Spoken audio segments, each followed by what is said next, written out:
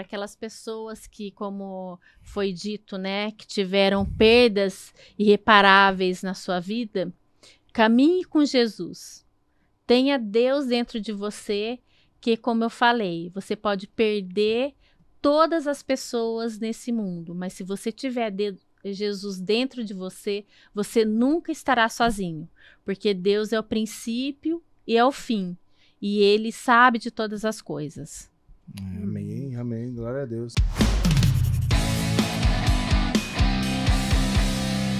Olá, seja muito bem-vindo ao podcast Eu Sou Milagre. Meu nome é Emerson Nery e eu tô ao lado do amor da minha vida. Olá, pessoal, tudo bem? Eu sou a Elaine Nery, amor do Emerson. Estamos aqui hoje na presença de uma amiga muito especial que eu aprendi a gostar bastante, que é a Luciana Sete, empresária do ramo de saúde.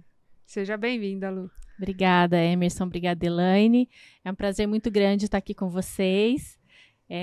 Participando desse podcast. É um primeiro podcast que eu faço parte. Ó, que bom. Primeiro de muitos. Primeiro de muitos. E para mim é uma honra contar um pouquinho da minha história. Lu, enquanto a gente toma aquela aguinha, dá ajeitada na voz, eu tenho um recadinho para você. Oi, Emerson. Oi, pessoal de casa.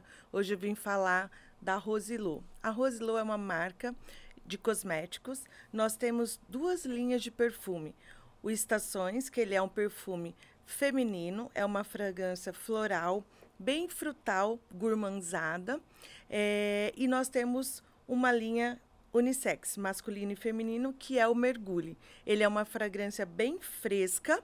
A durabilidade desses produtos é no mínimo de 8 horas. Para adquirir os nossos perfumes, utilize o QR Code que está na tela ou entre em nosso Instagram, o link está na bio. O Instagram é @userose.lo. Pessoal, hoje eu tô aqui para falar para vocês da Tizan. A Tizan é o melhor lugar para você fazer o teu conteúdo. Você que tem o sonho de ter o seu podcast, não perca tempo. Entre em contato com eles agora. Eles vão fazer para você o desenvolvimento da tua logo, toda a sua marca, aqueles pequenos vídeos para você postar nas suas redes sociais. Tudo é com eles, o melhor lugar, assessoria top. Não perca tempo, venha para a Tizan. Já estamos de volta. E aí, dona Elaine, o que o pessoal tem que fazer? Curtir bastante, comentar muito, compartilhar principalmente. Se inscrever no nosso canal, se inscrever no nosso canal, É isso aí. Estamos aqui na Tizan, na Alameda Rio Negro. É isso aí, Alphaville, vem pra cá, vem gravar o seu conteúdo aqui com o pessoal. Lu, obrigado, Lu, sua disponibilidade de estar aqui com a gente. E eu queria conhecer um pouquinho mais da tua história. Quando você nasceu em qual cidade? Então, eu sou carpira, de Espírito Santo do Pinhar. Todo mundo fala, né? Troca o R pelo o L pelo R. Então, é Espírito Santo do Pinhal. É uma cidade do interior de São Paulo. E eu nasci há 51 anos atrás. Nossa, não em Espírito Santo do Pinhal. Gente, depois ela vai contar o segredo dessa pele aí, vocês anotem. Fica até o final que você vai saber o segredo aí do visual da Lu. Lu, como é que é o nome da cidade mesmo? Espírito Santo do Pinhal. Fica em qual região? Ela fica bem... já divisa de Minas, né? Você passa por Campinas, Jaguariúna, Mogi Guaçu e Pinhal. A próxima cidade já é Andradas, que já é Minas. Então ela já é divisa de Minas Gerais. Lu, me explica um pouquinho como é que era o contexto da sua família ali. Você tem mais irmãos? Como é que era o nome da mamãe, do pai? Como é que é? Sim, eu sou filha, a primeira filha do primeiro casamento do meu pai, né? Primeira e única. E depois eu tenho 4 irmãos por parte de pai. Né? Eu costumo ainda dizer, né? Eu nasci e já me tornei independente aos 2 dias de vida. Porque eu nasci e a minha mãe, depois de 2 dias, ela faleceu. Meu Deus. Teve complicação no parto? Ela teve uma embolia pulmonar, né? Uma jovem de 20 anos. Todo mundo... A cidade é muito pequena, então todo mundo conhece todo mundo, né? Então foi um fato, assim, que ficou marcado na cidade. Até hoje as pessoas lembram do que aconteceu e falam comigo que foi, assim, foi um choque muito grande para a cidade toda, porque minha mãe tinha 20 anos e era uma moça linda, com cabelo na cintura, e imagina, né, carrega uma bebê né, com planos, falando já tinha escolhido o nome, madrinhas para batismo, madrinha para crisma, né, porque eu fui criada, né, minha família toda era de católicos, então a minha mãe havia já escolhido até a madrinha de crisma, né, e aí ela com alta já depois que me teve, penteando o cabelo, ela teve uma embolia pulmonar caiu dura, não tinha o que fazer. E ela estava esperando meu pai ir nos buscar, né? Foi onde teve esse fato muito triste. E aí foi aquele baque, né? Um choque muito grande para a família toda, para o meu pai. Eu não consigo nem imaginar, assim, como que meu pai ficou na ocasião, né? E aí depois, quando eu tinha 3 anos, ele se casou novamente. E eu fui criada pelos meus avós paternos. Pelos pais do seu pai, Isso. Então. Porque o meu pai... Desde o momento que sua mãe faltou... Sim. Aí os seus avós já começaram a cuidar de você, então... Porque o meu pai, ele ficou, assim, na verdade, perdido, né? E aí ele fechou a casa, que ele morava com a minha mãe, e voltou para casa dos pais dele, né? E me levou com ele, obviamente, né?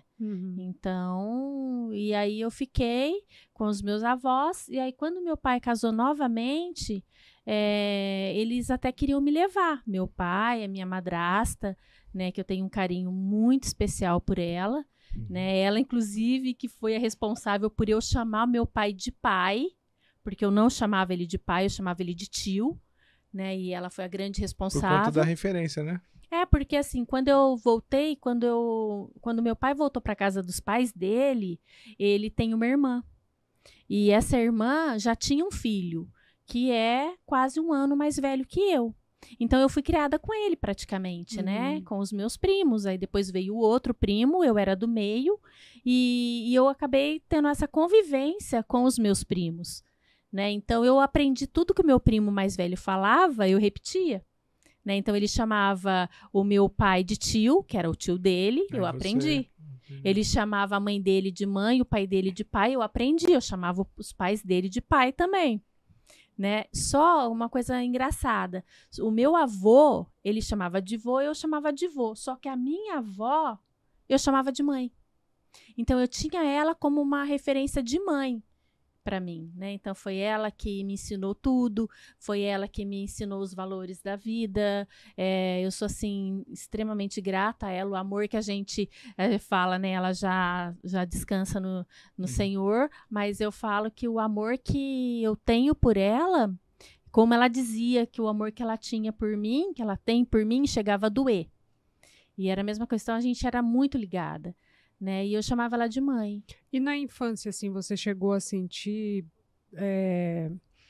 alguma falta da presença da sua mãe, ou realmente sua avó acabou suprindo tudo ali? Teve algum comentário na escola? Então, assim, graças a Deus, eu não tive essa falta de mãe, porque ela conseguiu suprir. E era até interessante, porque no Dia das Mães e no Dia dos Pais, eu tinha que fazer 3 presentes. Não era um só, eram 3. Porque eu tinha que dar o presente para minha mãe, que era minha avó. Tinha que dar o presente para minha tia, que eu também chamava de mãe. E tinha que dar o presente para minha madrasta, porque era minha mãe também. Né? Não faltou referência. Não, então pro pai a mesma coisa. Era pro meu pai, pro meu avô e pro meu tio, que eu também considerava como pai. Então, eram 3 presentes. Então, essa falta de mãe, eu não senti. É claro que quando a gente é criado por avós, é diferente. Principalmente a minha avó, que ela acabou dobrando a responsabilidade, né? Então, quando meu pai se casou, ela falou para ele e para minha madrasta que eles podiam seguir a vida deles, que eles estavam começando uma nova união, né? Uma nova família, e que ela iria cuidar de mim. Ela me criava. E assim ela fez, e muito bem, né? Mas assim, certas coisas que geralmente uma mãe eu via pela mãe das minhas amigas, né? O sentar, conversar assuntos até, né, de que você está mudando de criança para adolescência, isso eu não tive, né? Então a hiperproteção, a minha avó me protegia demais, demais. Até o fato de eu, assim, viajar com minhas amigas, algumas ia para excursão. Teve uma época que teve um menudo. Lembro bem dessa uma excursão da minha cidade para São Paulo para assistir o menudo. Ela não me deixou ir. Não vai porque é muito perigoso. Você não vai. E outras coisas. Eu fiz parte da banda marcial. Né? A banda marcial viajava muito. Ela não deixava. Ela falou, não, na banda você não vai fazer parte. Todas as minhas amigas faziam, menos eu. Porque ela não queria que eu viajasse. E até que uma vizinha tinha uma filha que estava na banda e foi lá pedir para ela. Falou, deixa ela entrar na banda. A minha filha cuida, que a filha dela era bem mais velha que eu. Ela cuida junto, fica com a Luciana, cuida e tudo. Não vai acontecer nada. Aí ela acabou sendo convencida e me deixou entrar na banda. Primeira viagem, tudo bem, foi para a região, eu fui. Tranquilo, saía de manhã, voltava à tarde, beleza. Segunda viagem, a mesma coisa. A terceira viagem foi para Barra Bonita. Já ficou final de semana fora. Ela já ficou doida. A próxima viagem para Capelinha. Nós ficamos 10 dias fora. Nossa. Aí você também pediu pra... Daí foi punk, porque ela ficou assim... Não tinha WhatsApp, gente. Nada. Não, para vocês terem uma ideia, na época, Capelinha tinha aquela coisa de telefone, você ia na cabine, passava o número. O pessoal não sabe nem o que é ter telefone fixo em casa agora, essa molecada. Passava o número, a telefonista ligava, eu tinha que ficar esperando a minha mãe atender para eu ir lá falar com ela. Era uma coisa muito surreal. Imagina. Hoje a gente pensa, né? Tem celular, você fala, você vê. Se demorar 2 segundos para responder, você já liga. Manda localização. Imagina, naquela época, nossa, nada disso. E te gerou alguma revolta? Revolta não, porque eu fui muito bem assim, quando nasci, quando eu comecei a entender, né? Eu já foi me falado. Nunca ninguém te escondeu, né? Não, de jeito nenhum, já tudo foi bem assim explicado, tudo que tinha acontecido, até tem uma estrela no céu, uma estrela que brilha muito forte, uma estrela grandona que tem no céu, aquela lá, a minha avó falou, essa é a sua mãe. Aquela estrela é a sua mãe. E o incrível é que o quarto onde eu dormia, eu abria a janela à noite, a estrelona estava bem assim, sempre. Então, ali eu já falava boa noite para minha mãe, às vezes conversava com ela e tudo mais, né? Uma coisa que me marca muito é que eu tinha que todo dia 2 de novembro eu tinha que ir no cemitério. Todo 2 de novembro, acender vela para minha mãe, essas coisas assim eu não curtia muito, sabe? Mas tinha que ir, porque tinha que levar a flor, né? Tinha que levar a vela e tal. Agora, uma coisa que marca muito quem perde uma mãe, assim como eu, né, 2 dias depois, então a solidão fica cravada no seu subconsciente. Sim. Né? Então, essa perda, para mim, gerou assim um medo absurdo de solidão. Então, isso com certeza foi provocado por eu ter tido essa quebra, de né? laço. De não ter sido amamentada, de não ter sentido o cheiro da minha mãe, de não ter recebido aquele acolhimento de um recém-nascido que é comum. Como que você identificou isso? Foi através de terapia, alguma coisa? Não. Nada. Não? Tudo isso eu fui mesmo me tratando sozinha e sempre, apesar de eu não praticar o evangélico, não era evangélica na época, mas eu sempre fui muito temente a Deus, sempre orei muito, sempre conversei muito com Deus, isso a vida toda, né? Então isso eu fui aprendendo a lidar com esse sentimento. E o interessante é que quando eu tinha 13 anos, eu sofri a minha primeira perda. Não, a perda assim que me marcou muito, foi do meu avô, que morava comigo, né? Ele adoeceu e logo ele foi embora, né? Então foi a minha primeira perda muito assim. Você teve a consciência, né? Porque da mãe você ainda não tinha. Da mãe não. Só que antes do meu avô, eu sofri a perda da irmã da minha mãe, que ela também teve um problema de parto, só que ela também, o caso dela foi mais grave, que ela chegou a ter meu primo e ela ficou tetraplégica. Nossa. Então, aquilo foi, com o passar dos dias, ela foi se definhando, até quando, depois de 6 anos, ela veio a falecer. Mas aí ela já estava totalmente torta, Debilitada. braços, pernas, e isso me marcou muito, e tanto que eu nunca tive vontade de ser mãe. Nossa. Nunca tive vontade de ser mãe. Já recebi várias críticas de pessoas falarem pra mim que, imagina, você não tem vontade de ser mãe, menina, mas mulher foi feita pra gerar, mulher foi feita pra ter filho. Tem uma discussão muito forte em relação a isso. E eu não, eu sempre, eu casei muito nova, meu primeiro casamento, eu casei com 20 anos, a mesma idade da minha mãe, porém, eu nunca tive vontade de ser mãe e as desculpas sempre eram: eu não tenho tempo para ter filho, eu não tenho condições financeiras para ter filho, a minha profissão me ocupa demais o meu tempo, quem vai cuidar do meu filho? Eu não quero ter filho para outros cuidarem. Então, isso foi. Só que aí acabou que eu logo me separei, depois de 14 anos juntos, eu me separei, né, me divorciei. E aí eu não tive filho. Deixa eu só fazer uma pergunta antes. Esse medo que você comentou que você tinha, o medo da solidão, ele influenciava em alguma coisa nos seus relacionamentos ou não? Olha, eu acredito que sim. Acredito que sim, porque eu sempre, por ter esse medo da solidão, por ter esse negócio de eu ter perdido a minha mãe com 2 dias, além de ter gerado esse medo da solidão, me gerou uma autoindependência. Então, eu me sentia assim, que eu tive que ser independente com 2 dias, né? Eu tive que lutar para sobreviver, porque eu não peguei leite nenhum, nem materno, mãe de leite eu não consegui ser amamentada e não tomei leite de hipótese nenhuma, né? Então, quer dizer, eu tive que lutar para sobreviver. E depois, mesmo com 1 ano e meio, eu já escolhi ir para a escola, porque o meu primo foi e eu queria ir, só que eu usava fralda. E a escolinha não aceitava crianças com fralda.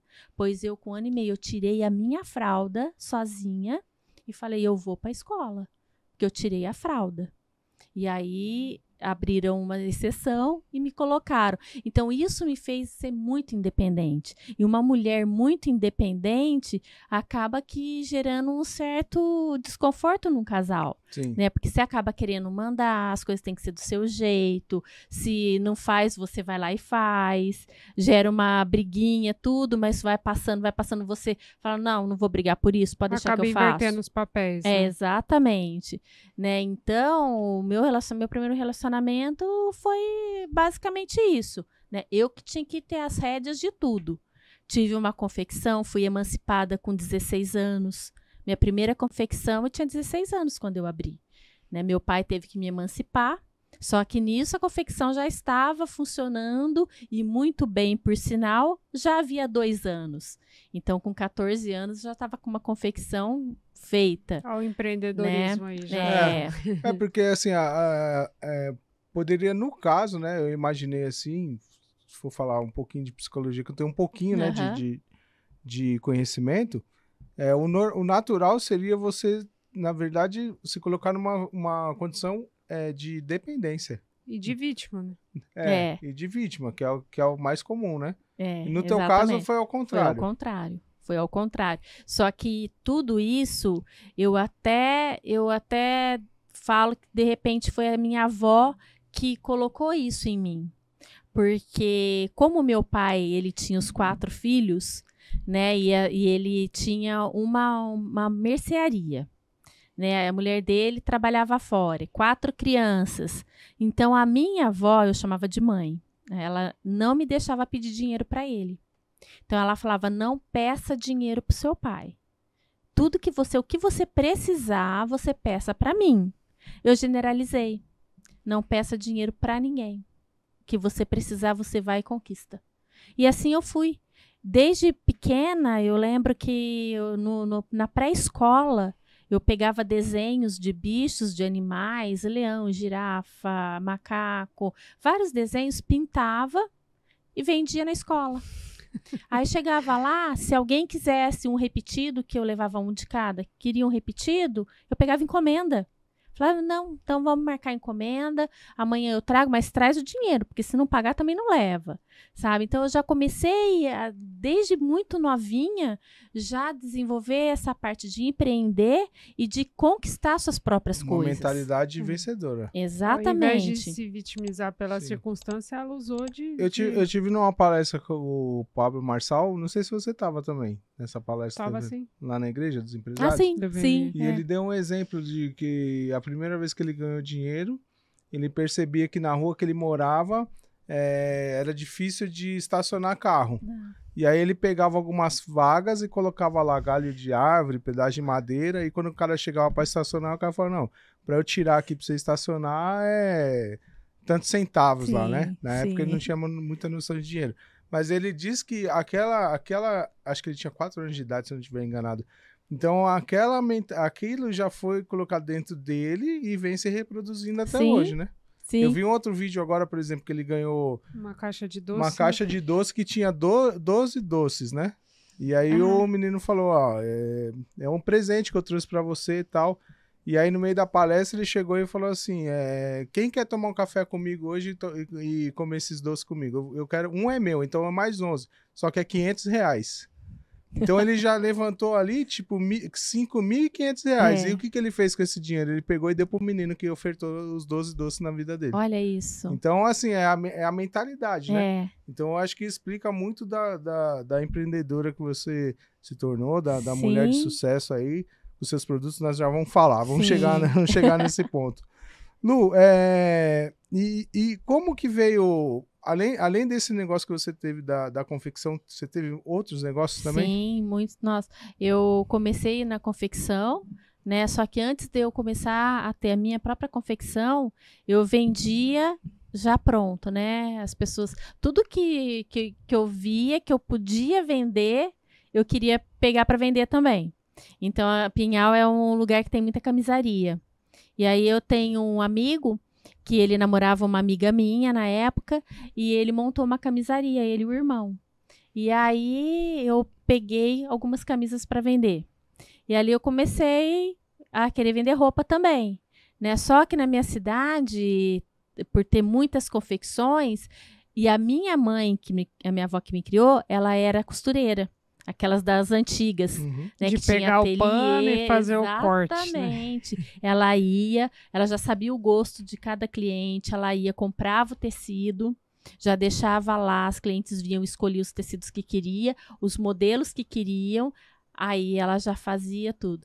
E eu aí comecei a pegar gosto. Eu falo até que eu cresci no meio de agulha e linha, né? E aí eu falei que eu queria montar uma confecção.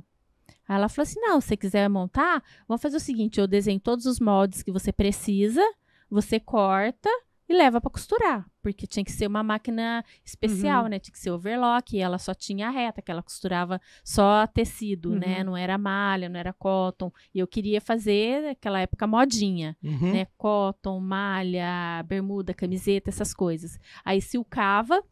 Tinha época, usou muito silk, né? Você desenhava, fazia uma tela, aí passava uma borracha, assim, e silcava o tecido. E aí eu comecei a fazer. Então, eu cortava durante a semana, levava para silcar primeiro, depois eu mandava para fechar, e depois mandava em outro lugar para passar a galoneira, que era a barra de finalização.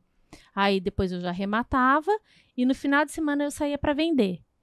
Mas fazia tudo. Fazia. Se fosse um futebol, você batia escanteio lá pra cabecear. Exatamente. E aí, e olha só, a primeira compra, eu fui na cidade vizinha, que em Pinhal não tinha as malhas que eu queria. Comprei, nossa, mas veio tudo manchado, sabe? Então a gente tem sempre essas memórias, né, de início. Como início é complicado, todo mundo né? acha que é todo mundo perfeito, né? Já vou fazer, já vai dar certo, todo mundo vai comprar, vai te apoiar. Então, tecido manchado, não ficou do jeito que eu imaginava. Sabe, assim, a gente passa, né, por uns momentos quando você está começando, né? E devia ser o contrário, né? Porque você está começando, você tinha que começar com coisas boas para já... Não, você já começa, já passa no maior dos ser perrengue, derrubado já. É a prova, né? Se você não for forte e persistente, você desiste logo de cara, né? E aí tive que voltar lá na loja e mostrar que os tecidos estavam manchados. Aí a sorte que trocaram tudo, viu a minha inexperiência naquele tipo de tecido. E aí já me deram umas orientações, tudo, e aí começou.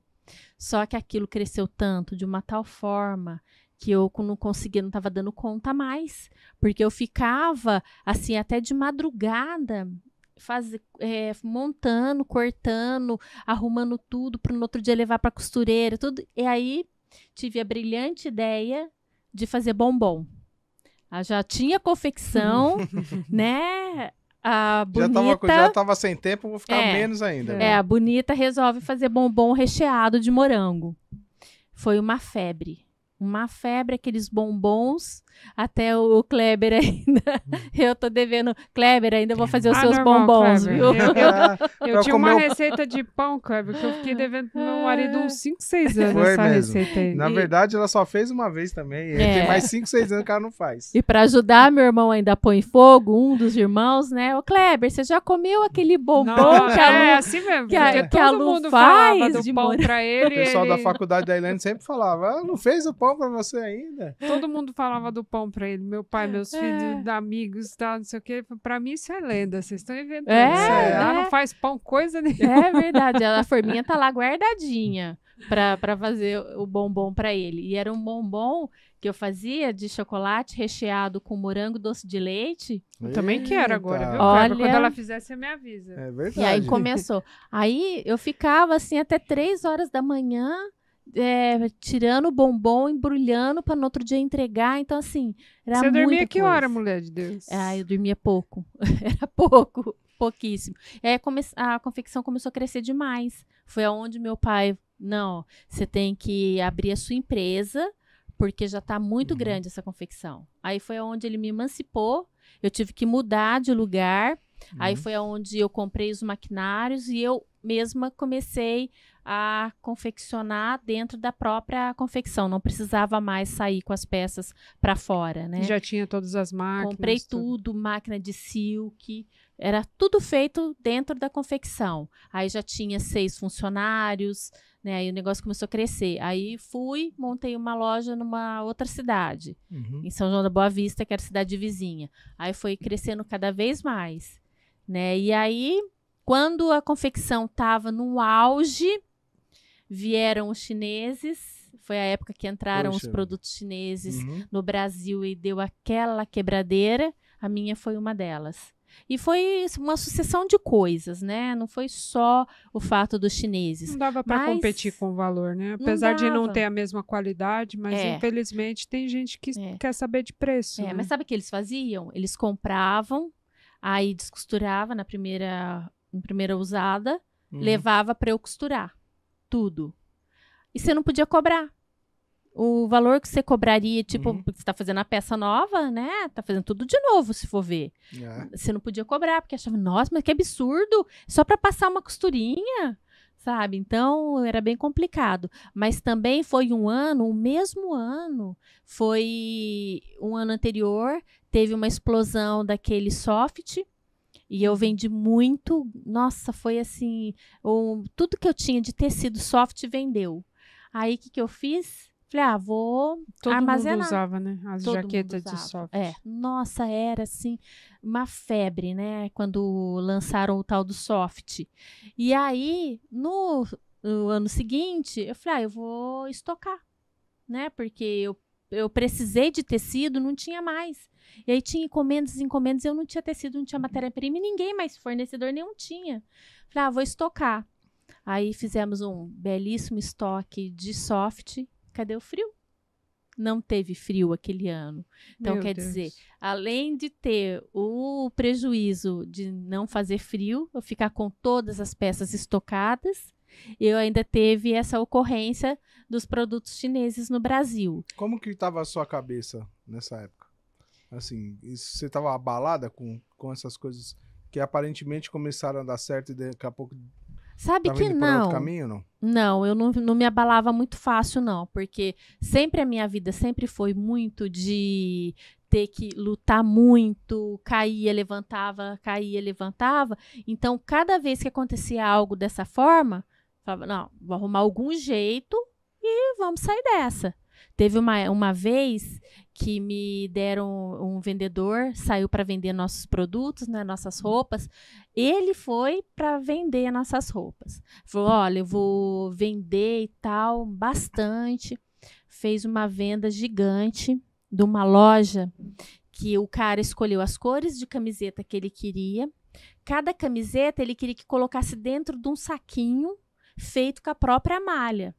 E tinha que colocar um barbantinho de malha também para fechar esse saquinho. E tudo silcado a marca dele. Aí fez o pedido com o valor que era, tudo certinho. Tive que fazer hora extra com funcionário até de madrugada para deixar tudo pronto, que tinha prazo para entregar. Eu trabalhava de sábado, de domingo a domingo. Pus até minha família para fazer, para me ajudar a arrematar, ajudar a embalar tudo direitinho. E aí o silk que ele queria era aquele de alto relevo. Então você tinha que passar o ferro para ele estufar, ficar de alto relevo.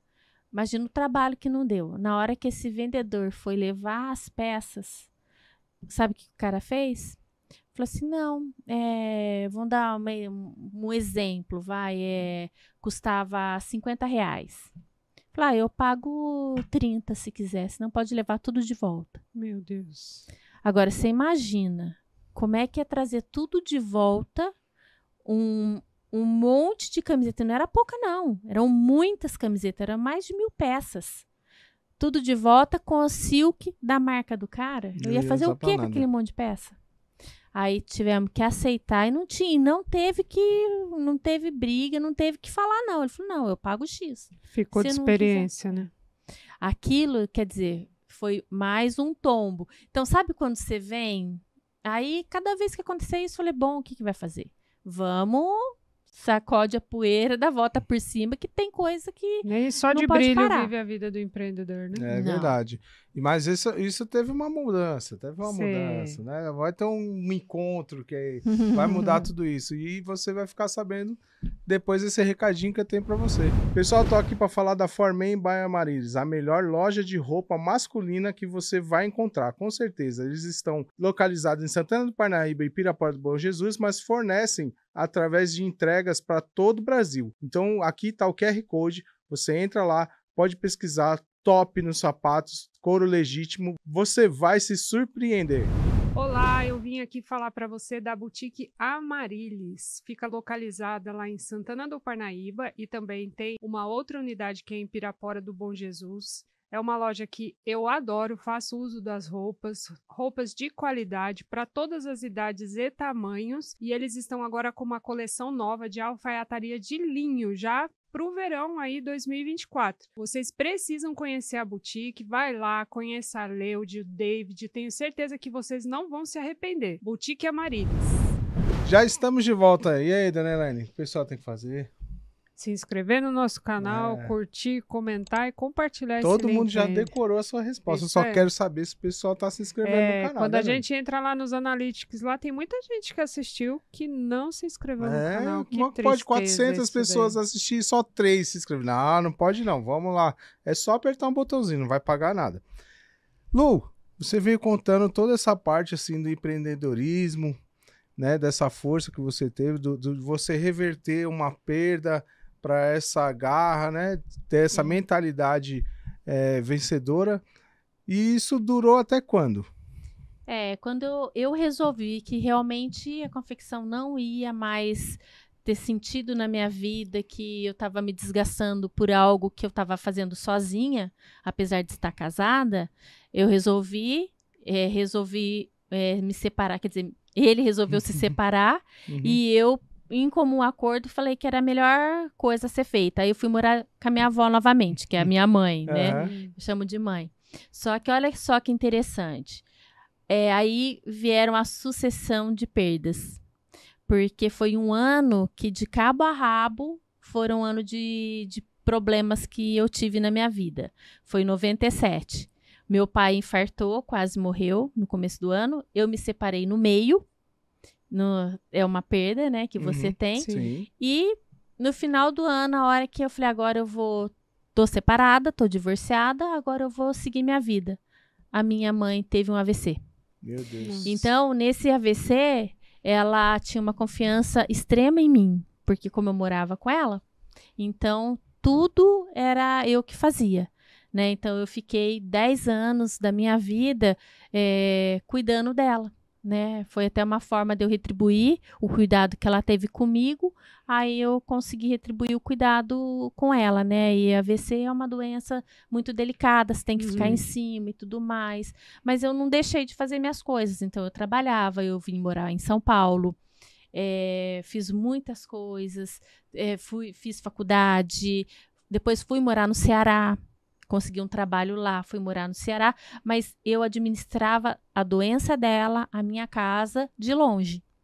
E não tinha tanta tecnologia como tem hoje, né? Mas ligação eram 3 vezes por dia, tudo. Sempre pessoas de confiança que eu colocava para cuidar dela, né? Então tinha também o meu pai, que morava na mesma cidade, com a minha madrasta, meus irmãos também, apesar que eram mais novos, né? Tudo, mas estavam ali. E aí começou. Quando ela, em 2004, eu estava trabalhando no Ceará, meu pai veio a falecer. Aí foi mais um baque. Porque eu já imaginava assim, o meu pai, filho dela, morreu primeiro que a mãe. E ela, imagina, a perda de um único filho, né? Apesar de ter a minha tia também, mas era o único homem, né? Então, eu falei, pronto, agora ela vai, né? Pois ela durou mais 2 anos. Só que cada perda que eu sofria nesse sentido já me ativava a solidão. Sim. Eu falei, mais uma perda, né? Então, da minha infância toda, quando eu comecei a me conhecer por gente, tudo que eu tinha, que eu descobri esse ponto de medo da solidão, eram pontos assim que eu não podia nem pensar, que eu ficava mal mesmo, né? Então, aí as coisas começaram a acontecer. Então, eu perdi o meu avô, depois eu perdi a minha tia, irmã da minha mãe, depois eu vim a perder meus avós maternos, né? Aí depois eu perdi o meu pai, aí 2 anos depois eu perdi a minha avó. Aí não foi fácil, porque parecia que quando ela faleceu, parecia que tinha tirado o meu chão. Sim. Sabe? Porque eu não tinha mais aquela pessoa que eu ligava todo dia, porque ela virou a minha filha. Sim, a sua rotina, né? Alterou completamente. Totalmente. Né? Aí eu entrei em depressão. Aí foi um momento da minha vida, assim, que eu não tinha ânimo para fazer absolutamente nada. Tinha uma vida super boa financeiramente, morava nos Jardins, em São Paulo, com escritório na Paulista. Tinha uma vida, assim, totalmente tranquila financeiramente, porém eu estava destruída por dentro. Tem vazios que o dinheiro não preenche. Nada, não conseguia fazer absolutamente nada. E aí foi aonde o meu marido, na época, ele me levou para fazer um tratamento espiritual. E aí começou a minha vida espírita em centros espíritas. Né? Aí foi onde eu comecei a frequentar centros espíritas. Morava aqui em São Paulo e tinha casa em Pinhal. De final de semana eu ia para Pinhal porque eu tinha uma cachorrinha que era da minha mãe. E nós demos para ela ficar mais feliz, mais alegre, para melhorar a energia da casa. Só que aí, depois de 2 anos, ela faleceu e a cachorrinha tinha um apego muito grande por mim e pelo marido da época, né? Mas era muito apegado. Aí a gente ia muito para lá.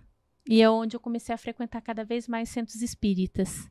E a gente tinha essa vida, né? Quando eu tive que devolver o apartamento, que acabou o contrato aqui de São Paulo, a casa de Pinhal tava vazia. Então eu falei, vamos morar lá. Vai voltar. Né? Porque eu vou ficar pagando aluguel e tal. Não eram todos os prédios que aceitavam cachorro, porque a cachorrinha teve que ficar com a gente. Mudamos para Pinhal.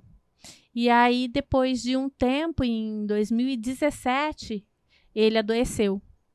Ele teve uma leucemia muito grave E quando meu falecido marido teve uma leucemia muito grave e aí veio a falecer. Ficou 4 meses hospitalizado, eu cuidando, tudo, ele veio a falecer. E nessa época eu estava num centro espírita, né? E aí o centro espírita, assim, você vai, você presta um trabalho, né? E aí ele faleceu, 1 ano depois a cachorrinha faleceu. Aí eu me senti totalmente sozinha. Falei, nossa, agora pegou mesmo, né? Tudo que eu mais temia desde quando eu me conheci por gente, que era a solidão, aconteceu agora. Eu me vi totalmente sozinha. Você estava com quantos anos nessa época? Eu tinha 44. 44, porque eu tô com 51, né? Isso já faz 7 anos. 44, 44, né? é isso aí. 44 anos. Então, assim...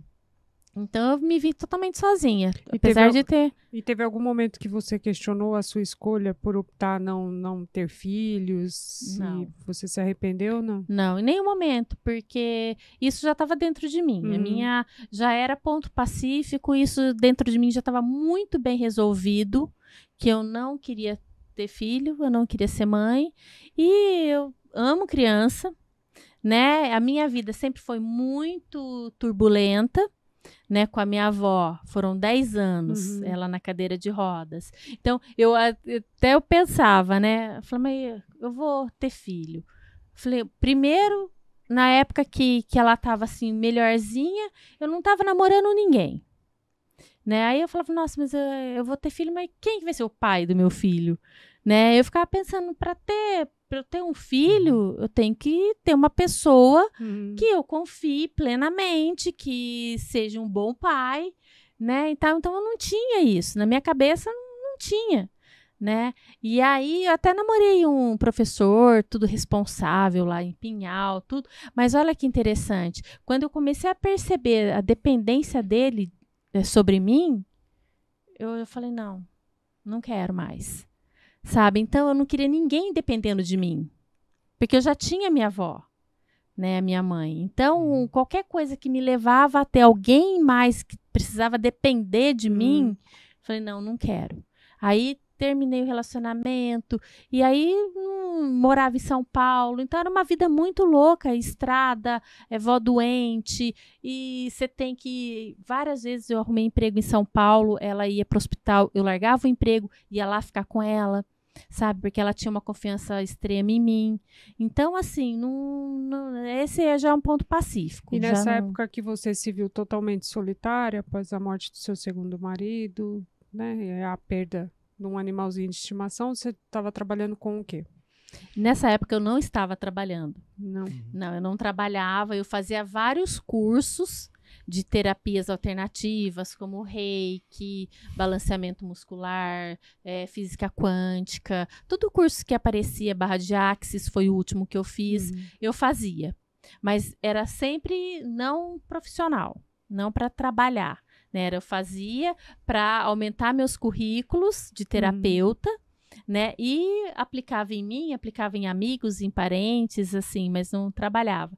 Aí, quando eu fiz o último, que era o barra de axis, aí eu falei, agora eu vou trabalhar. Só que aí eu me inscrevi, fui fazer parte do quadro de terapeutas de uma clínica muito grande lá de Pinhal, porém, foi justamente na época que ele descobriu a doença, e aí eu tive que sair, né, para cuidar dele. Então, não trabalhava. Que momento que essa solidão ela começou a ser preenchida? Então, aí é onde eu falo, né? Deus faz as coisas tudo certinho, né? A gente às vezes fica, Senhor, por que disso? Senhor, mas Ele sabe tudo, né? Ele sabe a hora, Ele sabe o momento, Ele sabe o porquê, né? Não tem um porquê, sim um pra quê, né? Pra quê de tudo isso? Então, o que Deus fez? Deus fez com que eu perdesse, na verdade não perder não, né, porque graças a Deus eu tô conseguindo de volta, mas Deus guardou algo que é meu de direito, né, que seria a minha pensão, guardou para que eu pudesse procurar um trabalho para ser feito. E quando eu comecei a pensar e até ter meus pacientes novamente nessa clínica, eu conheci as tecnologias que eu trabalho hoje. Mas não para trabalhar, para usar. Porque eu estava acordando com a ponta dos dedos adormecida. E aí eu conheci essas tecnologias. E eu falei, eu estou indo no caminho, né, do problema que a minha família tem. Porque a minha mãe morreu de embolia pulmonar. É um problema circulatório. Sim. O meu pai teve infarto, teve AVC, morreu do coração. A minha avó, que me criou, teve um AVC. Eu falei, é genético, né? E eu estava acordando com a ponta dos dedos adormecida. Quando eu conheci as tecnologias que eu trabalho hoje, tudo mudou. Só que aí as pessoas, onde eu ia, as pessoas queriam saber o que eu estava usando. Porque eu não desgrudo da minha squeeze, que tem o tratamento da água. Eu tô sempre com o bracelete. Então as pessoas queriam saber. E aí eu comecei a falar, Flória, pra mim tá sendo ótimo pra isso. Ah, Lu, eu quero. Ah, traz pra mim, eu também quero. Aí todo mundo começou a comprar de mim. E eu, como uma vendedora, né, de nascença, então pra mim era muito fácil, né, essa questão de venda. E aí eu comecei a ter necessidade de participar dos treinamentos da empresa, porque até então, para mim, não teria sentido ir, né? Eu não ia trabalhar com isso. Aí foi quando eu comecei a participar dos treinamentos e conheci uma pessoa, um líder, que eu olhava e falava, gente, mas que líder! Um líder calmo, um líder que resolvia todas as questões, um líder super pronto para te ajudar na hora que você precisasse e que tinha uma coisa diferente. E naquela época eu não queria mais envolvimento, relacionamento com homem nenhum. Eu queria tranquilidade. Eu queria viver a minha vida, não queria dar satisfação para ninguém. Tava muito bom aquela vida de você dormir a hora que você quer, almoçar se você quiser. Pentear o cabelo se quiser. Tava muito boa essa vida. Aí, só que daí Deus já tinha um propósito, né? E aí, quando eu conheci o Kleber, que era o líder dessa equipe que foi treinar o pessoal da minha cidade, eu acabei o conhecendo. E aí ele começou a me ajudar até nas questões de vendas também, tudo. Ele, quando teve a oportunidade, a gente acabou nos conhecendo melhor, começamos a namorar. E hoje a gente está com 4 anos de relacionamento.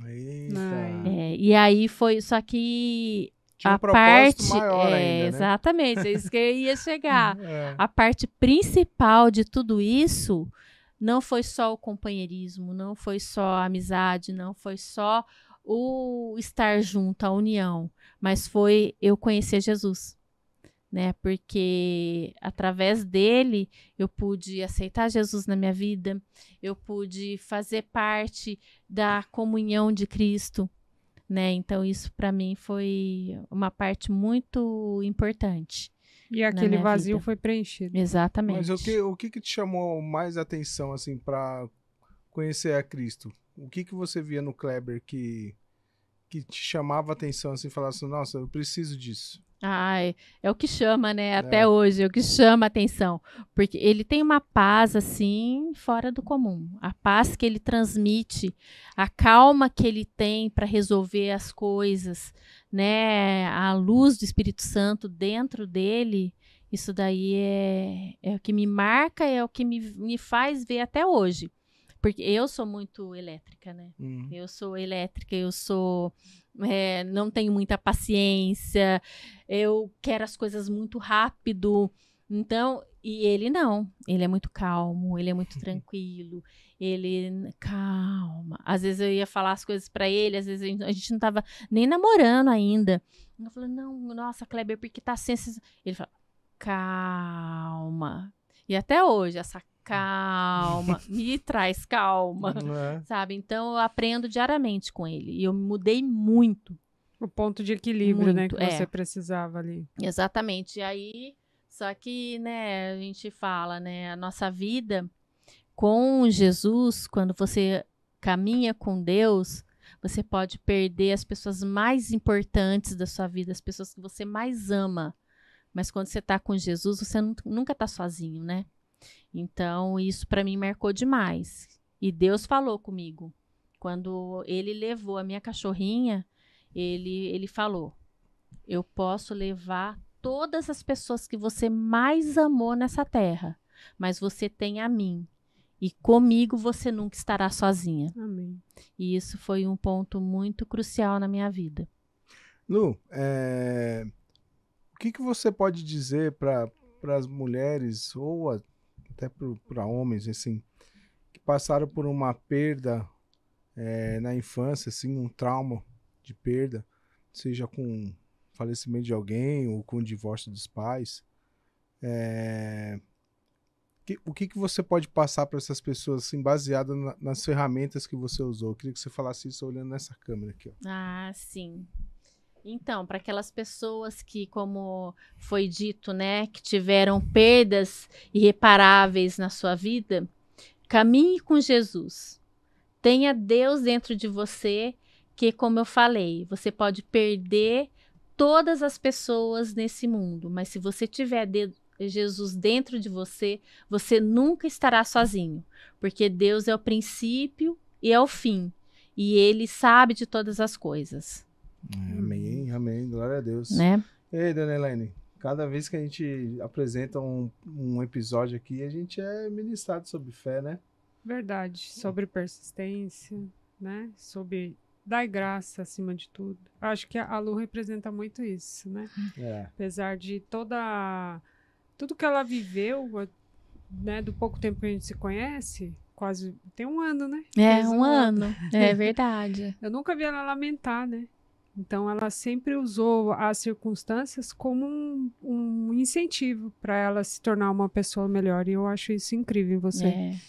Eu até essa jaqueta não é o acaso, não. Essa jaqueta eu vim propositalmente com ela. Então porque eu adoro. Qual o motivo? Né? Eu adoro. Ficou lindo em jeans você. E adoro pérola. Mas aqui está um verdadeiro significado, né? Que aquela música que fala das ostras, que ostras felizes não fazem joias, né? Somente feridas elas enfeitam as histórias. E só uma ostra, para ela gerar uma pérola, ela tem que ser ferida. Ela tem que ser aberta, ela tem que ser machucada para ela gerar uma pérola, né? Então, isso para mim também, essa música faz muito sentido. É isso aí. Que você fere uma ostra para gerar uma pérola. Amém. Você falou sobre as tecnologias que você trabalha hoje em dia, eu fiquei um pouco curioso. O que seriam essas tecnologias? Ah, sim. São tecnologias japonesas que foram desenvolvidas para você voltar a ter o contato com os 4 elementos que regem a natureza, terra, fogo, ar e água, que nós nos distanciamos. Né? Então, quando você usa as tecnologias, tanto um bracelete, palmilha, toma uma água alcalina, aí tem o colchão para você tratar enquanto dorme, você volta a ter esse contato e aí você consegue, além de aliviar, melhorar, você consegue prevenir doenças, dores, né, que é o mais importante, né? É a prevenção. Então, hoje eu trabalho no segmento que são 2 segmentos mais importantes, que é o sono e a água. Então, é o sono reparador e a água alcalina. Né? Então, nossa, o meu comercial agora caiu por terra. A Lu agora já está aqui para falar e fazer da melhor forma possível. Você quer conhecer um pouquinho mais dessa tecnologia? Presta atenção nesse recado. Sou a Luciana Sete, da Kylie Flex. Qual água você e sua família estão consumindo? O nosso sistema de purificador de água trata a água impura da torneira em uma água alcalina ionizada com pH equilibrado, liberando cálcio, potássio e magnésio, deixando uma água com alto poder de hidratação, leve, viva, ideal para o seu consumo. Enfim, deixe seu corpo alcalino saudável com o nosso purificador Alkaline Max. Adquira já! Olá, pessoal. Estou aqui hoje para falar para vocês da Vidros Magno. Está construindo ou reformando e precisa de um ótimo serviço em vidros e esquadrias? Na sua casa e no seu negócio? Chama eles. Lá você vai encontrar os melhores profissionais e materiais do mercado para fazer exatamente o que você precisa. Eles trabalham com box, trabalham também com o telhado retrátil, telhado fixo, sacada articulada, porta deslizante, vai deixar a sua área gourmet top. Vidros Magnos fazem com amor, por isso fazem muito bem feito. Já estamos de volta. Ih, dona Helene. Você que assistiu até aqui, inscreva-se no nosso canal se não se inscreveu até agora, hein, pessoal? Curta, comenta, compartilha aí com a sua rede esse recadinho aqui especial da Lu, né? Ficou marcante aqui essa história de vida dela. É verdade. Lu, história linda, né? De empreendedorismo, de reencontro, de trabalhar com saúde. Eu acho que, assim, muita gente se esconde, né, atrás de um trauma, né? Sim. Eu acho que esse episódio de hoje pode mostrar para quem está assistindo, né, que existe uma segunda chance, né, que existe uma maneira de você superar, existe uma força, existe alguém que pode te ajudar, que é Jesus Cristo, né? Ele vai caminhar junto com você. Não vai ter ausência de problema, mas você pelo menos vai ter paz para chegar na solução de tudo isso. E eu queria saber de você se tem alguma passagem bíblica que te fortalece ali toda vez que você passa por alguma dificuldade, você lembra de alguma passagem. Como eu sou recém-convertida, né, eu não tenho muito assim, saber o versículo que é, mas eu gosto muito de o Senhor é o meu pastor e ele nunca me faltará, né? Então, lá na Bíblia tá, o Senhor é meu pastor Salmo 23. E nada me faltará. Né? Mas eu gosto de mudar. O Senhor é meu pastor e ele não me faltará. É isso aí. Né? Então, isso eu sempre penso muito nessa passagem. Agora eu tô lendo mais, né, a Bíblia, tô lendo mais as mulheres de Provérbios. Então, mas a passagem mesmo é essa. Eu gosto muito que o Kleber conta as histórias para mim, aí eu fico viajando nas histórias da Bíblia, né? Então, tem uma que a gente tá se apegando muito, né? É quando o Pedro tá no barco, volta sem nada na pesca, o barco vazio, encontra com Jesus. Jesus fala, volta lá e lança a rede do outro lado.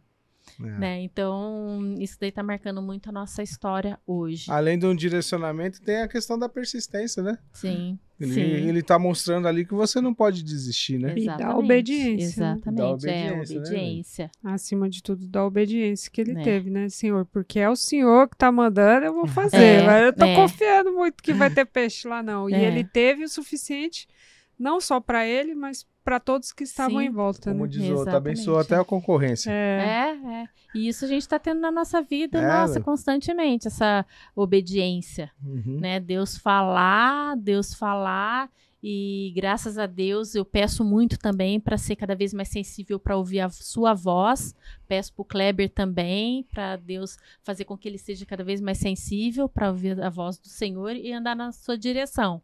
Né? Então, às vezes ele fala cada coisa, que você fala, Senhor, é isso mesmo? Às vezes eu quero relutar, imagina, o Senhor não falou nada disso, não. Aí, semana seguinte é a mesma coisa, outra semana, e faça. Faça, porque o resultado vem. Mesmo nova convertida, qual que é a experiência com Deus que mais te marca? Que mais me marca? Olha, muitas coisas tá nesse nosso processo, que a gente está passando um processo, né? A gente está sempre passando por um processo em busca de um propósito. Deus tem usado muito, assim, as passagens sempre repetidas em vários momentos, falando sempre a mesma coisa, e aí você vai prestar atenção, é exatamente isso. Deus não te desampara nunca. Deus sabe de todas as coisas. E o que mais me marca, assim, é coisas que aconteceram há 13, 15 anos atrás, e hoje eu saber que Deus permitiu que acontecesse aquela situação, porque hoje Ele queria me mostrar para que isso ia servir. Sabe? Isso para mim é muito forte. Então, quer dizer, às vezes a gente pensa, principalmente para essas pessoas que perderam pessoas importantes, estão sozinhas, precisam saber que Deus está com você. Ele tá, porque Ele não te abandonou nem um segundo da sua vida. Quando que eu ia imaginar que Ele ia permitir alguma coisa 15 anos atrás e que hoje ia fazer tanto sentido? É verdade. Jamais. Com certeza. E já que você está aprendendo um pouquinho mais da Bíblia, como é que foi o confronto entre a mulher autossuficiente, independente, com a mulher que deve ser submissa ao marido? Foi uma experiência muito interessante, eu diria, porque eu consegui me posicionar, e sempre sozinha, né?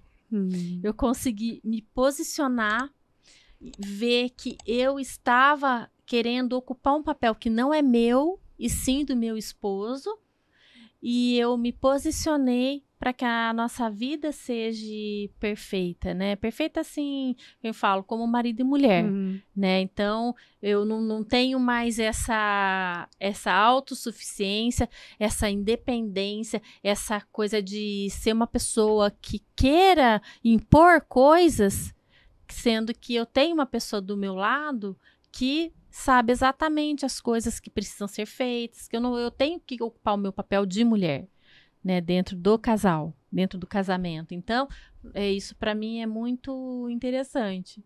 Eu consegui saber dividir, saber me posicionar no meu papel de esposa. Teve sabedoria, né? Para entender o seu papel, porque a gente acaba invertendo e depois reclama, né? Exatamente.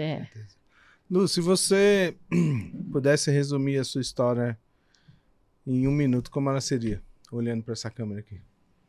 Como ela seria, é meio difícil, né? Você resumir uma história de 51 anos. Vou dar mais um, então. Vai 2 minutos. Em 1 minuto. Mas eu me qualifico como uma pessoa, uma mulher, né, que passou perdas, que sofreu, que aos 2 dias de vida teve que ser uma pessoa, uma criança, né, uma recém-nascida com força para poder sobreviver. E tudo isso, toda essa minha vida, essa minha perda principal, que foi da minha mãe, me deu muita força para ser uma mulher guerreira, uma mulher perseverante, uma mulher que sabe buscar e sabe aonde quer chegar. E agora, com a presença de Deus na minha vida, isso se tornou cada vez mais forte, porque eu sei qual é o meu propósito, eu sei exatamente aonde eu quero chegar.